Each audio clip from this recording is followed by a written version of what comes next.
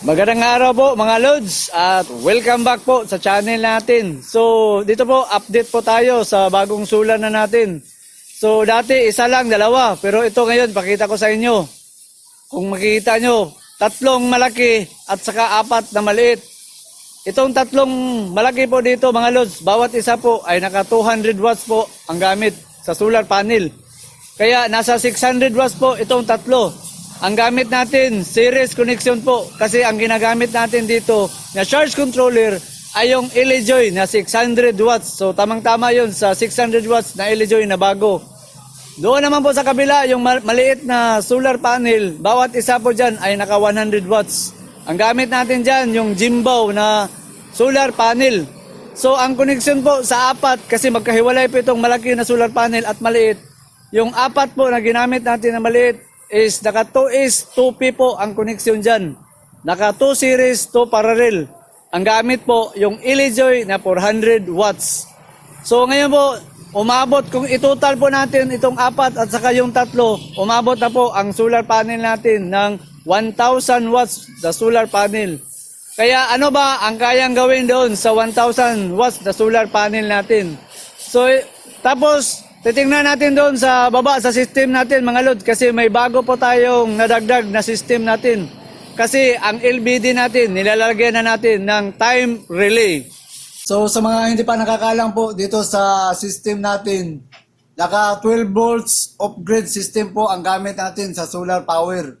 So dito po sa harapan makikita nyo, ito yung sinasabi natin na 400 watts na LEJOY. So dito po nakalagay yung apat na tig 100 watts na solar panel natin. Tapos dito sa kabila naman, ito po ang 600 watts na LEJOY. So dyan po nakalagay ang tatlong tag 200 watts bawat isa na solar panel. So dito po sa bagong setup natin, meron po tayong nilagay na bagong setup po. Dito po makikita nyo dito. Ito po ang ginamit natin na time relay. So meron na tayong time relay na ginamit po dito. So mamaya po i-explain natin bakit naglalagay na tayo ng time relay. Saka ang ginamit na natin hindi na yung ETS. Ang ginagamit po natin dyan yung high power relay na ETS po. So mamaya i-explain natin. So dito sa system natin, nakaabot na po tayo mga Lods ng 1,000 watts na solar panel. So itong dalawa, nakaparallel lang po dito sa breaker. So yung wire dito, at saka yung isa dito sa charge controller natin na 400, naka-tapping po dito yung dalawa. Kaya nag-combine sila, umabot na tayo sa 1,000 watts na solar panel po ang ginamit. So kapag umabot na tayo sa ganung kataas na po, madali na pong makareconnect kapag nag-shut off po sa LBG, madali po siyang makabalik. Kaya para maiwasan po natin yung pag-cut off at bumalik siya, kaya naglalagay na tayo ng time relay dito po mga Lods. Tapos kung makikita nyo po dito sa harapan, gumagamit na tayo ng 372 watts po. Ang ginamit natin dyan, dalawa pong refrigerator po ginamit natin. Isang malaki at isang maliit. So para makita nyo po mga Lods, ay pakikita ko muna po sa inyo yung refrigerator na ginamit natin. So yan po mga Lods, ang refrigerator natin sa sari-sari store, maliit lang po mga Lods, yan, nakapatong. So kung dati sinasaksak ko dyan sa outlet natin sa Dio o yung sa Meralco, sa ngayon hindi na, dito na po sa extension natin inilagay. Meron tayong extension yan po, nakasulat po ngayon yan. Kalod, ito naman ang rep na isa natin na malaki. O yan, yung luma natin na rep, pakita ko sa inyo. So dito po, naglalagay tayo ng extension yan sa solar, ang ginamit natin. Kasi ang previous, doon sana yan nakasaksak, pero ngayon hindi na kasi solar na po ang ginamit natin. Kaya dito ko na sa isinasaksak, may extension tayo na dito para po sa solar. So dito po yan sa loob ng bahay namin po mga Lods. So dito po mga Lods, balik po tayo dito sa time relay na sinasabi natin. So bakit naglalagay na tayo ng time relay at saka bakit hindi na po ETS ang ginamit natin dito. So ipapakita ko po sa inyo yung ETS na ibig kong sabihin. Ito po mga Lods, ang dati natin na ETS. So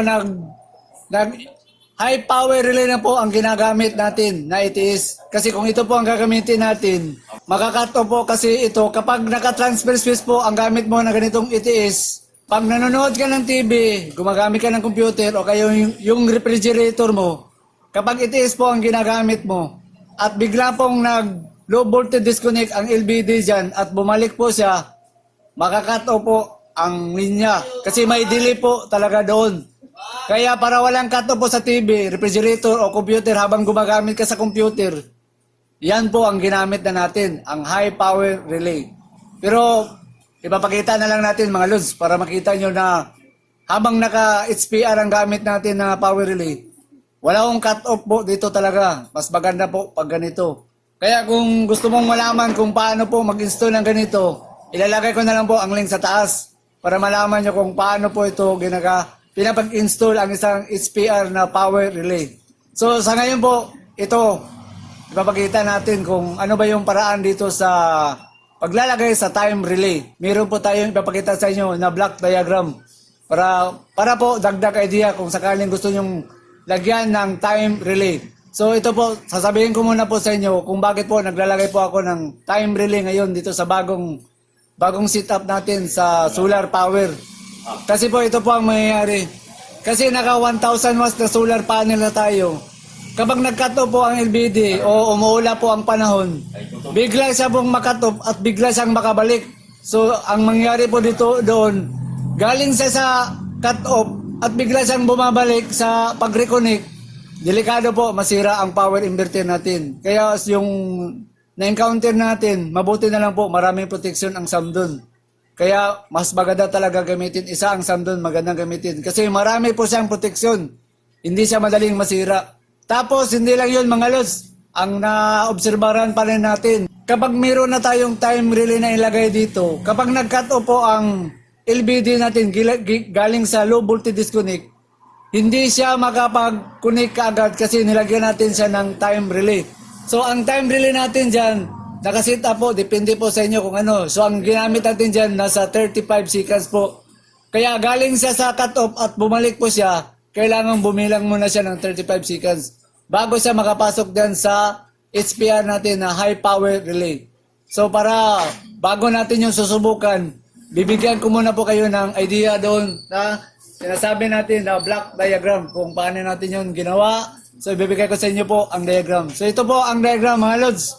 So makikita mo dito LBD, PR power relay, TR time relay, tapos yung SPR na high power relay. So makikita naman yung malaki po.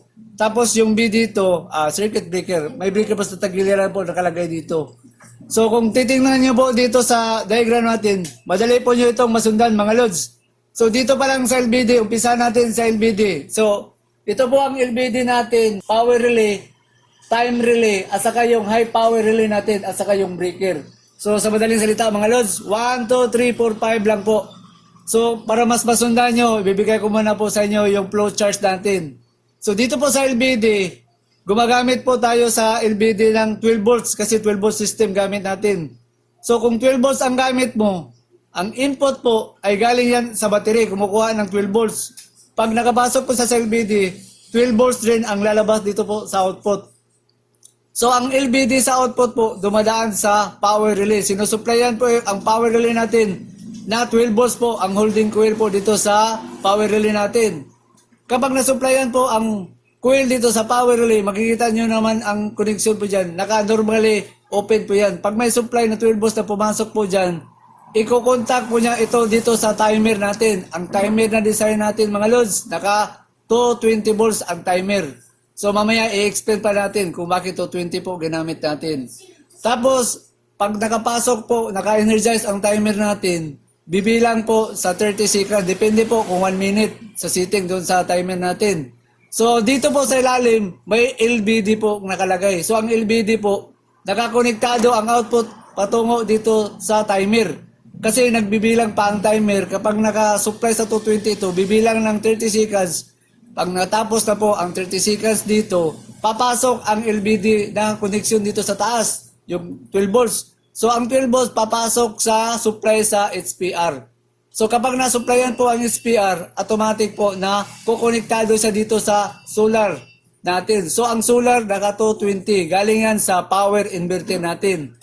Kapag walang supply po ang HPR natin, naka normally closed, direct po ito sa DIO. Yan, nakalagay po DIO. Naka direct po siya sa DIO. Tapos dito sa taas, yan po ang patungo sa supply natin dito sa load sa breaker. So ang breaker, ito yung load, dito na galing yung outlet at mga ilaw natin mga loads. Kaya pag wala pong supply dito sa high power relay na 12 volts, nakadirect po yan sa DO. Kaya ang program natin po dito, nakakontrolado po yan dito sa LBD. Kapag walang supply po dito, ang nagsusupply po dito sa mga program natin, galing talaga dito sa LBD natin. So ang PR 12 volts, ang TR naka 220, tapos ang SPR naka 12 volts. So lahat po yan, kontrolado po yan dito sa LBD. Kapag wala pong magdi-disconnect po ang LBD dito na walang 12 volts na papasok, lahat po dyan naka-normally close po dito sa DO. So kasi ito ngayon ang ETS na ginagamit natin mga lods. So ngayon para makita nyo po, susubukan na natin gamitin. So makikita nyo po dito na gumagamit po tayo ng 378 watts po dito sa solar natin. So gagawin natin, dagdagan pa natin ng load ang 378 watts natin kasi nasa 1 kilowatt na po ang solar panel natin. So dito po makikita naman ang LBD nasa 12.8. So mas kaya pa itong dagdagan natin. So para makita nyo po, kasi gusto natin subukan na ipa-disconnect kung paano nagpapangsyon ang time relay. Tapos titingnan natin na hindi ba siya maka-cut off ang ganong kataas na wattage. Tapos dito po sa baba, pakita ko muna dito sa baba. Yan. So diyan po may computer tayo. So ang gagawin natin, ililipat natin ang computer sa solar. So ang gagawin natin, ito ay dyan sa LEO. Ita-transfer natin siya sa solar. So ito po solar. Yan. So gagawin natin, isi-switch on ko siya dito. Yan. Saka dito. So balik tayo sa taas, tingnan natin kung magkano na ba. So yan po mga lods, kung makita nyo, umabot na sa 476. Yan, makita ba? 478. So 12.2 na po ang natira natin sa voltage natin sa battery. So ang setting na ginamit natin dyan is, so pagkita ko sa inyo ang setting natin dito mga lods. So ang setting na ginamit ko is 11.9 po sa low voltage disconnect. Tapos ang reconnect na ginamit ko is 1.9. Kaya pag i-add mo yung 11.9 at saka 1.9, aabot po siya sa 13.8. Float voltage po ang setting na ginamit ko. So ito na po, mag-iiba na po ang setting natin. Hindi na tayo pwedeng mubaba doon sa mga 13 volts lang. Kasi nasa 1 kilowatt na po ang solar panel. Mas mabilis po siyang makabalik. Kaya nga naglalagay na tayo dito ng time relay. So, makikita nyo, nasa 400, almost 444 na po ang ginamit natin. Kasi meron na tayong, kasi may computer na tayong ginagamit ngayon. So, 12.1. So, meron pa akong idagdag dito mga lods. Pakita ko sa inyo. Ang voltage sa natin, LBD, nasa 12.1. Kaya pa yan. So, ang gamit, nasa 461 watts na po tayo mga lods. So, ipakita ko sa inyo na, ayan po ang computer na ginamit natin. Tapos, nakaabot na tayo sa 460 watts na gamit. So, ngayon, ang gagawin natin, ika-cut off natin ang isang charge controller. Isa-shut off natin. So, mababawas po ito. Nasa 15 ampere po ang rated dyan sa current output na papasok sa battery na isa-charge dyan dito. So, ang purpose natin, susubukan natin siyang i-cut off. Kasi nasa 458 na po siya ngayon. Susubukan natin kung makabalik ba siyang na-cut off at ibalik po siya dito. So ang gagawin natin mga lods, isa-shut off natin ang charge controller dito para ma-disconnect po siya doon. Tapos isi-switch on natin balik para maka-reconnect. Para makita niyo yung procedure na ginamit natin na naka-time relay. Ang time relay dito po mga lods, nasa 35 seconds po ang setting na ginamit ko dyan. So ngayon ang gagawin natin, gusto natin subukan kung paano siya mag-transfer at babalik. Tingnan nyo, naka 458, dalawang refrigerator at isang computer at saka mga ceiling pa na ginamit dito sa computer. So gagawin natin, ika-cut off natin. So titingnan natin kung paano mag-function ang time relay na ginagamit natin ngayon. So shut off natin to. So maglo-low voltage ngayon dyan. O yan, na-cut off na natin mga lods. So maglo 11.8 na. So hindi pa, o yan, na-cut off na. So tingnan nyo ngayon dito, naka 13.2, na-cut off na po mga lods. Naka 0 na dito. ang nangyari yan, nag-dio na yan. So, naka-reconnect na siya ngayon mga lods. So, dito, kakaunting yan, 35 seconds to. Tingnan nyo kung gaano siya kabilis, naka-connect. Hindi pa nga natin ito ginagamit. So, i-switch on ko na ito kasi nakabalik na. So, nagbibilang po ito ng 35 seconds mga lods. Hindi pa yan nakapasok sa solar natin. So, makita mo dito, naka 1.2 watts lang. Yan po ang supply na ginamit natin sa timer. 1.3 watts ang ginamit. So, hindi pa nakalabas yung 400 plus kasi hindi pa umabot sa counted 35 seconds dyan sa timer natin mga lods. So, yan po. Umilaw na po siya at nakapasok na po siya dito. Naka 373 na po ang watts na pinasok niya po yung dito. So, makikita naman, 451 mga lods. Tapos, dito po, makita ko naman. So, yan po mga lods. Buo pa rin ang computer natin. So, hindi po nakakatop. Kapag ganun nga klase na ITS na HPR, High Power Relay po ang ginamit natin. So, idagdag pa natin mga lods. So, kung dito po, makikita nyo sa baba, nandito po yung Paxor natin. So, ang Paxor po, pwede mong sabay gamitin. So, nagcha-charge dito sa Elejoy na 600, nagcha-charge sa 400 na Elejoy, at ito naman Paxor natin, kaya natin gamitin, i-charge pa sa dito sa baba, sa battery natin na 12 volts. So, para makita, idagdag natin mga lods. So, ang natira po natin na LBD is 12.2. Kapag isaksak po natin itong Paxor dito, lalo pong lalakas ang karga natin dyan sa battery. So para makita, isasaksak natin ang Paxor doon sa Dio natin. Para makita sa mga kalod natin na pwede natin isabay ang Paxor sa pag-charge. So isaksak ko siya dito. Ito po ang Paxor sa Dio natin. Yan. So makita ba umilaw? So ang setting mo dito mga lods, ang gamit ko, repair. So sa repair, kayang makaproduce ng 5 to 6 ampere. So kung titingnan natin sa taas, babalik natin. So kung titingnan natin sa taas, babalik tayo sa taas mga lods. So yan po, makikita, naka 12.2. Ang natitira, ang gamit natin, nasa 471 mga lods. So yan, makikita. Tapos, ang rated po na makikita mo sa Elejoy is 14.5. Dito naman sa kabila mga lod, medyo may layo, basahin ko na lang, nasa 24 po ang amperahe dito. Yun ang 600 watts na solar panel. Ito naman ang 400 watts na solar panel na gamit natin. Tapos ang Paxor natin, ginagamit na natin, nasa 5 to 6 ang amperahe po na ikakarga niya dyan sa battery. So tatlo na po ang nagkakarga natin. So ang Paxor, ginagamit ko kapag makulimlim po talaga ang panahon. So depende kung gusto mong gamitin. So katulad nito, naka 12.1. So, pwede ko siyang gamitin. Pang backup ko talaga dito. Lalo na, ginagamit ko ngayon. 471. So, ang gamit natin dito mga lods, para makita naman sa mga kalodi natin na ang ginamit natin ito, naka-computer shop tayo. So, dito, pakita ko na lang dito po mga kalods. O, ayan. So, mga ceiling fan natin, mga ilaw, hasta doon sa sari-sari store natin. Lahat po, dito yan, kumukuha sa supply, sa solar na natin. Tapos ang gamit sa solar natin, nasa 491 tayo mga lods. Tapos 12.1 ang nakalagay sa LBD. Ang cut-off po dyan nakalagay, 11.9 po ang design ko sa cut-off dyan. So, kayang-kaya yan. So, dito naman, may indicator pa tayo rin dito. So, nasa 71% pa o 68% po ang battery natin.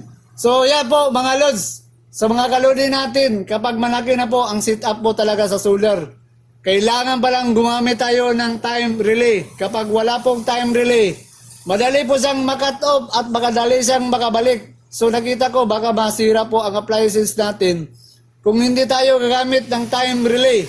Saka may possible rin kung mahina ang klase sa power inverter, baka masira rin kapag malaki na po ang setup na gagamitin. So dito nakita ko na po yung setup natin kasi gumagamit na tayo ng 1000 watts na solar panel. Tapos ang gamit natin, almost 500 na tayo gumagamit dito mga lods.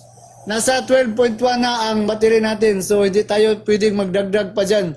So although stable ito kasi tatlo po ang nagkakarga sa battery natin. Isang 400 watts na Elejoy, isang 600 watts na Elejoy, at isang Paxor pong nakalagay. Nakasiting yan po sa repair mode. Ang repair mode, kayang mag-produce ng 5 to 6 ampere na ikakarga niya dito sa battery natin mga lods.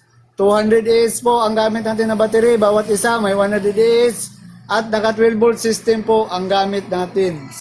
So hanggang dito lang tayo mga Lods. At saka pag-comment na rin kung may gusto po kayong itanong dito po sa bagong setup natin na may time relay na po tayong inilagay. So hanggang sa muli at maraming salamat po sa panonood.